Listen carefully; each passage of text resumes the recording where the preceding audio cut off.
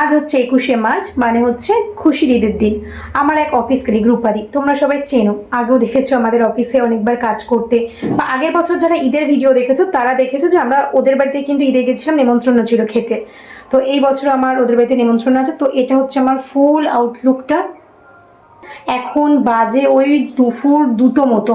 আমার এখন বেরোনোর কথা আছে। আমি এখান থেকে সোজা দত্তপুকুর যাব। দত্তপুকুর থেকে দুজনের সাথে মিট করে একেবারে রূপাদির বাড়ি যাব। তো কেমন লাগছে আমাকে দেখতে অবশ্যই কিন্তু কমেন্ট করে জানিও তোমরা।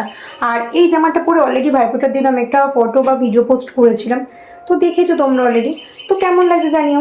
তো চলো দেখা হচ্ছে ওখানে গিয়ে কী কী খাচ্ছি কী করছি সবটা তোমাদের সঙ্গে।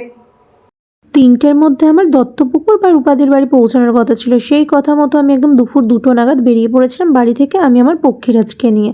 এখন আমি এখান থেকে একাই যাচ্ছি। এরপরে দত্তপুকুর থেকে আমার কিছু অফিস কলিগের সাথে মিট করে সেখান থেকে যাব আমরা সোজা রূপাদির বাড়ি। তো আমি প্রায় পৌঁছে গেছি দত্তপুকুরে। আর দত্তপুকুর হাটখোলা মানে আমার ঠিক অফিসের গলির সামনেই কিন্তু ওয়েট করছে আমার 2 অফিস কলিগ আমার জন্য। দত্তপুকুর পর্যন্ত পৌঁছাতেই দেখলাম আমার গাড়ির তেল প্রায় শেষের পথে। তাই পেট্রোল পাম্পে চলে গেলাম সোজা, সেখান থেকে ভরিয়ে নিলাম আমার গাড়িতে পেট্রোল। কারণ এখনও অনেকটা লং জার্নি বাকি আছে, মানে রূপাদির বাড়িতে যাবো, সেখান থেকে আবার এতটা পথ বাড়ি ফিরবো। গাড়ির যদি তেল মাঝপথে শেষ হয়ে যায় ভীষণ বড় বিপদে পড়তে হবে। তো আমাদের পেট্রোল ভরানো হয়ে গেছে। এবার সুন্দর একটা রাস্তা দিয়ে আমরা চলে যাচ্ছি রূপাদির বাড়ির উদ্দেশ্যে। যেহেতু আজকে ঈদের দিন তাই রাস্তা একটু বেশ ভিড়ই ছিল, খুব একটা কিন্তু ফাঁকা রাস্তা ছিল না, শুধু এই জায়গাটা একটু ফাঁকা ছিল, তাই জন্য আমরা এই জায়গাটাতেই ভিডিও করছিলাম। আর আমার পেছনে বসে রয়েছে আমাদের সবার খুব পছন্দের পামেলাদি। আর ওই যে সামনে চালিয়ে যাচ্ছে হপনা, না না না স্বপ্না। চলে এসছি আমরা এখন আমাদের গন্তব্যে। আর এই যে এদিকে বসে আছে একজন, এদিকে বসে আছে একজন।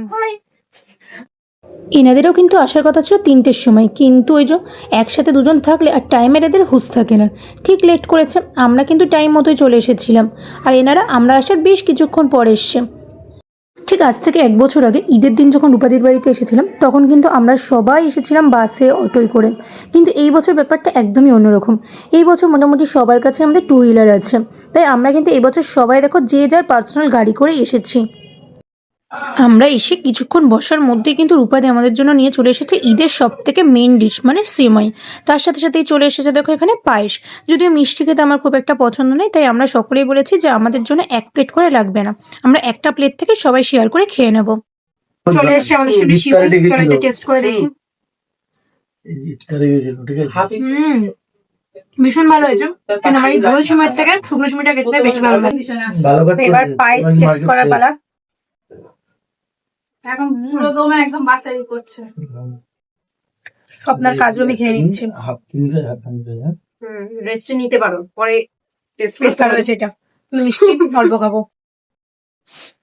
এই হচ্ছে ব্যক্তি 1 চামচ করে খাবে, বাকিটা আমাকে ঠসাবে।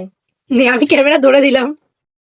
চলে এসেছে এখানে আমাদের ঘুগনি, একটু ঝাল ঝাল কিছু জিনিস মিষ্টির পরে। এই যে দাঁত বের করে বসে রয়েছে। কিছুদিন পর এর বিয়ের আমরা ভিডিও করব, তোমরা দেখতে পারবে, তার জন্য আমার চ্যানেলটাকে সাবস্ক্রাইব করে রেখো।